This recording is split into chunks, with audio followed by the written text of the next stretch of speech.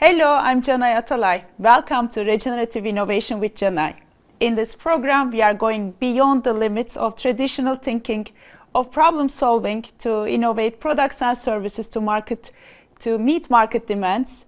But in this program, we are exploring how we can become the humanity who dares, who imagines, and who creates solutions not only for the economies, but also to improve the well-being of humans and more than human life. And this is our invitation, this is our journey. In each episode, we are talking to people who are already walking the path and who have some inspirational stories and invitations to share with us so that we can take better care of ourselves, of each other, and our beautiful planet. And today I'm very excited. I have David Hulme with me. He is an amazing thought leader in the domain of emerging technologies, especially AI. And he's the CEO and founder of Satalia, who is providing AI products and solutions for large companies, especially to their supply chain. And he's the Chief AI Officer at WPP Global, world's largest communication group. Welcome, Daniel. Thank you very much. It's great to be here. Great to have you. Thank you. So I'm going to just start with the let's kill some myths.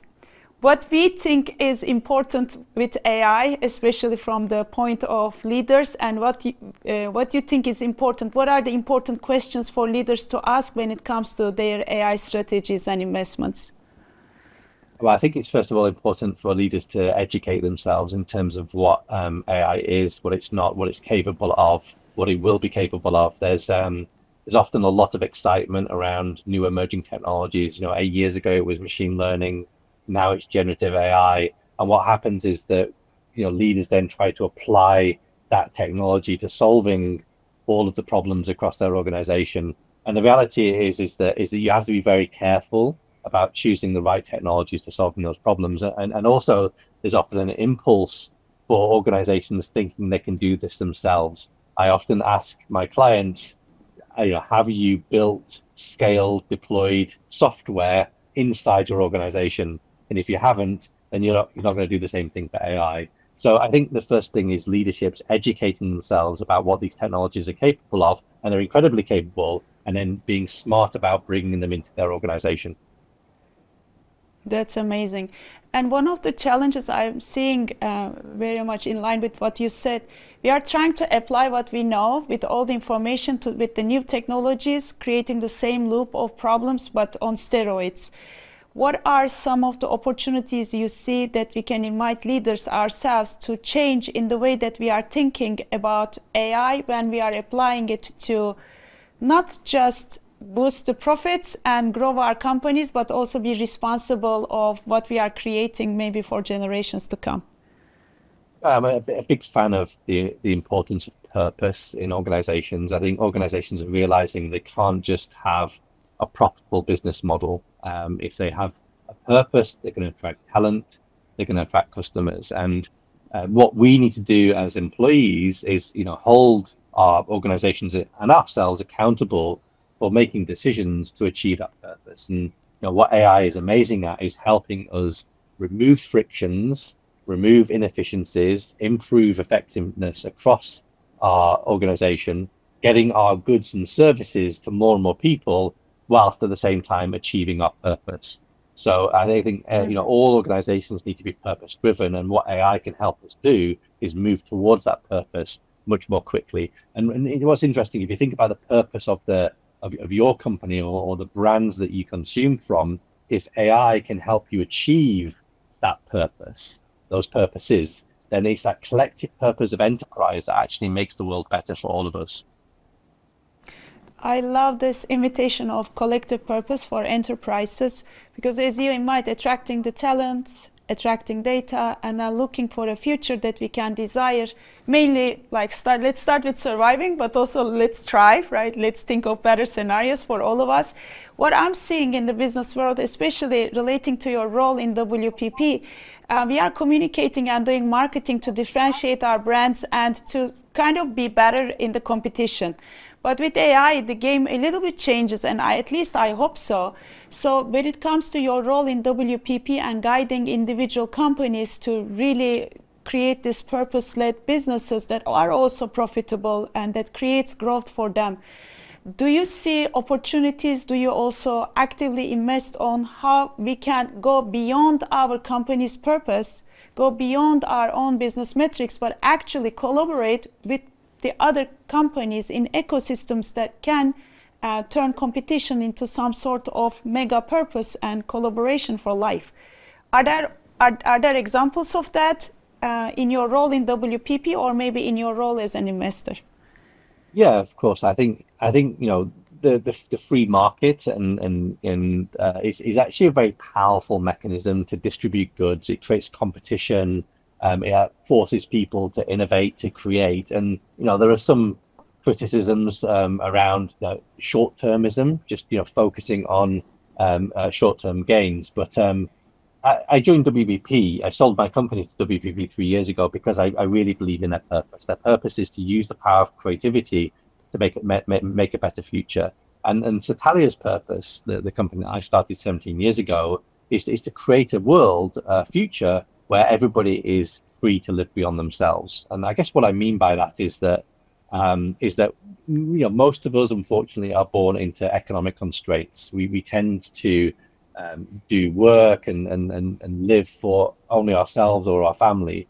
And what AI can help us do is it can help us bring the cost of the production and dissemination of goods, food, healthcare, education, energy, transport, down to almost zero. Organizations are trying to make things more efficient. They're trying to make sure that they get their goods and services to more people. And AI has the opportunity to create this concept of a world of abundance, a world where these goods are essentially free for everybody. And what that does is it makes people economically free to allow them to contribute to humanity however they want. So, and I think marketing, the world that I'm in, is a really important vehicle to ensuring and helping organizations get their goods and services to the right people in the most effective way.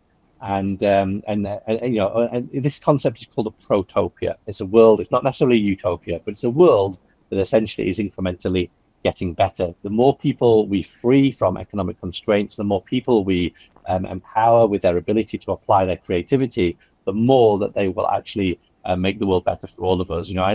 People come to me and say, Daniel, what would I do if I didn't have to do paid work in a world of where everything's free, but I don't have paid jobs? Well, I ask my audiences this all the time, which is, what would you do if you didn't have to do paid work? And most of them say, I'll travel, I'll indulge in my hobbies, I'll spend more time with my friends and family. If you keep pushing people hard enough, then they say the same thing, which is, I want to do something that contributes to humanity. And I think we all have an innate desire to want to do that. And what AI plus the kind of economic model, this capitalistic model, coupled with AI, will actually create this world. Mm-hmm. I also like the invitation that you are making, instead of talking about the ethics of AI, because in the end humans are the creators of AI. We should focus on the safety of AI, and there you invite us to consider actually instead of focusing on how the output of predictions, we should make the predictions be explainable. So that's the safety part for us. That's a very curious topic. Can you unfold it a little bit for us? Yeah. Well, I guess when deploying and developing AI solutions, we typically ask ourselves three broad questions. The first question is intent. Is the intended use of these technologies appropriate? Is it going to make things better for our employees, our business, our customers? And as you say, the difference between AIs and human beings is that AIs don't have intent. Human beings have intent. And there's lots of people that have rebranded themselves as AI ethicists. I would argue there's no such thing as AI ethics, because AIs are not making ethical decisions. They are making decisions based on the intent that we've given them. And there are already well-established mechanisms and structures and processes to scrutinize intent.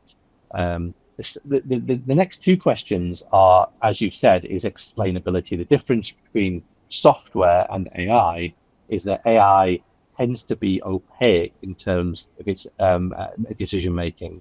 So when we build algorithms in WPP, we try to make them as explainable as possible, because they can help you identify biases. They can help you identify and surface insights about the world that actually allow you to make better decisions. And the third very important question you need to ask yourself is not what happens if my system goes wrong. When we engineer systems, we identify failure points and we try to mitigate those failure points. But you now have to ask yourself, what happens if AI goes very right? What if it overachieves its goal? And there are many scenarios where if you let AI loose and it will overachieve its goal, it will actually cause harm elsewhere in the supply chain. So you have to ask yourself, what happens if I now massively overachieve my goal? Mm-hmm.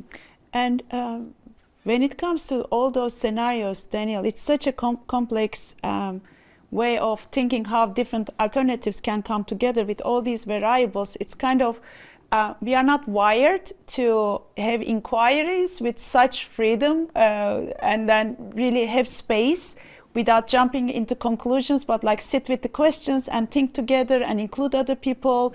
So what are the ways to really educate ourselves with knowing that also business as is going on, and there are very pressuring things such as the environmental needs, our children growing up with these technologies, and all systems are being affected. Some people need to shift the way that they are also doing their expertise. Like, when you say we need to educate ourselves about AI, which part are you talking about?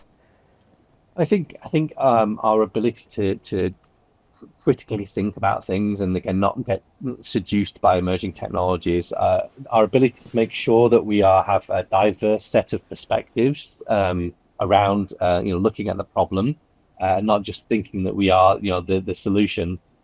So all of the traits that we like in other human beings, their adaptability, their resilience, their creativity, and their critical thinking, I think we have the ability to develop ourselves. Our education systems are not really set up to develop those traits. They're set up to test for knowledge, and we know that when we've done a test, we forget everything we've learned the next day. And what I think is happening is that our education systems, even our working environments, are now changing to try to help people develop those traits that we value, like creativity, like critical thinking. And I think the more that we can develop those traits and apply them to making good decisions, the better we will be. Mm-hmm. And when it comes to improving those skill sets, when I'm looking at the investment world and the entrepreneurship, still a big size of the investors are investing their money on some controllable outcomes, some success possibilities based on the financial metrics. And what are some of the ways that you are as an investor or your investor collectives, or you invite other investors to start appreciating and recognizing when it comes to these future developments? Because developing skills in children and teenagers and young people is kind of attached to the monetary outcomes and safety in life. And when we are seeing that this is not what's working, so let's try to change the education, but the money systems also need to change. So how are you tackling that? Do you have some practices, some strategies, principles, some collectives there? Well, I don't really have any principles, but I think that if we can make things more abundant, and people will use their time and their energy to not build things that are just there to try and make money, but that they build things there that contribute to humanity. The example I like to use sometimes is that if somebody is economically free and they have access to a large language model that allows them to build software very quickly, then maybe they'll see old people in old people's homes sitting there bored and depressed, and maybe they'll see a community over here that wants to learn a language or some skills. Now what I can do very, very quickly is describe a platform and build a platform that connects those two communities together. Now there's no revenue model, there's nobody's going to pay for that necessarily, but it enriches the lives of both of those two types of people. So I think the more that we let people become economically free, the more that I think that they will come up with ways of enabling others to become economically free and engaged. I'm very, very fortunate. I've sold my company, so I have become economically free, and I get to do fun things now. So one of the things that I've just started, that WPP has actually invested in, is a research organization to solve machine consciousness.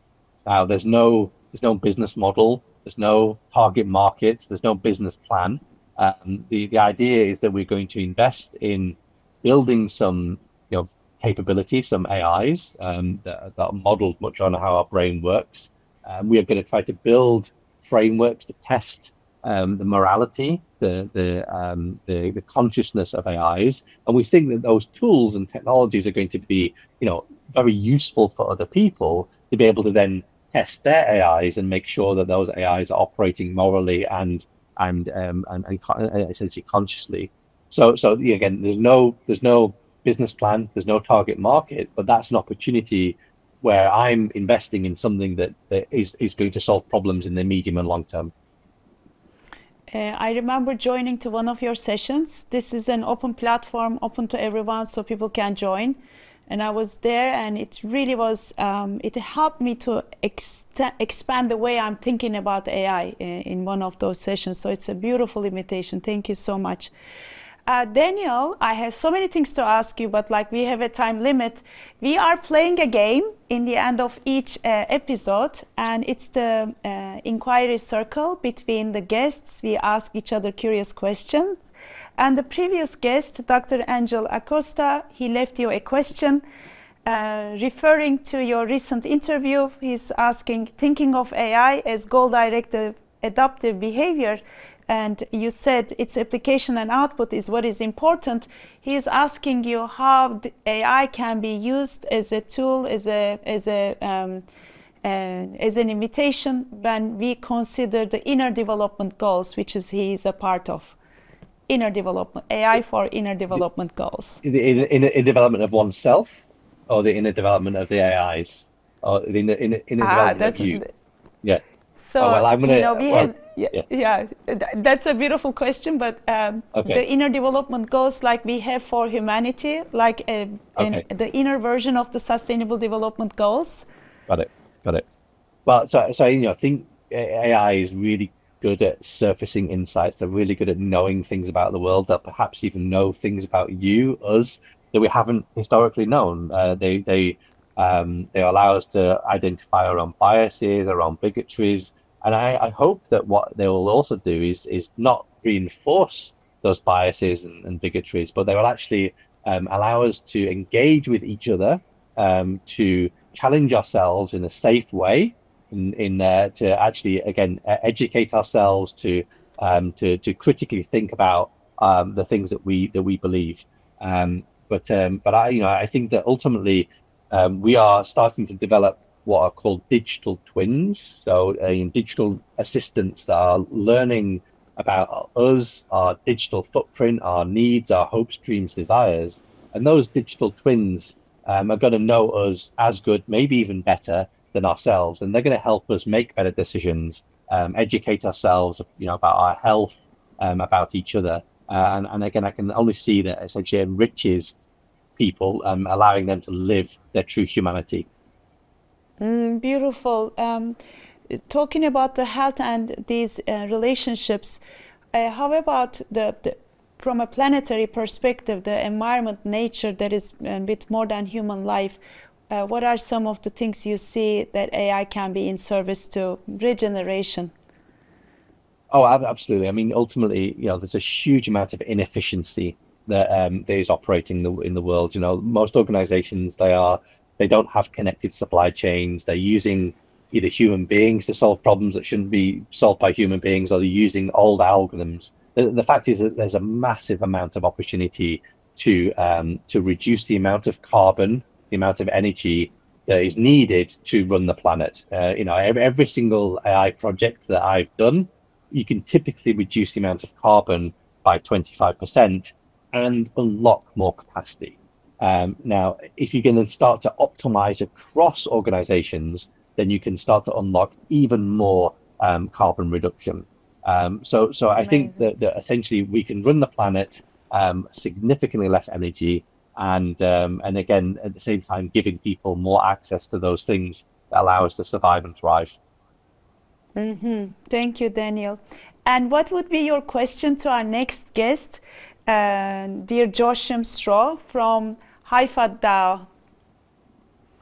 Well, I ask this question to a lot of people, which is, in a world of abundance, in a world where you don't have to do paid work, then what would you do? And I'd be very interested to see what they say. Thank you so much, Daniel. This was so much, a lot of beautiful insights, and I'm looking forward to catching up soon for more details. Thank you. Thank you. So we had a beautiful conversation with one of the leading AI experts in the world, Daniel, which knows so many sides to the story. I hope you got some clarity. I did. So the question is not actually about to ask questions that are opening more scary and limited thoughts, but how we can change the way we are thinking about the way we relate to AI and its possibilities, and how we can put it in the service of more efficiency, more optimization, to flourish more life in us, among us, in our businesses, and in this beautiful planet. I invite you to come and join us in regeneratex.co, our open community where we can exchange these type of stories, insights, and keep on learning and growing us with critical thinking and with open hearts. Thank you so much for participating to today's session. I say always, let's take better care of ourselves, of each other, and our beautiful planet. See you on the next episode.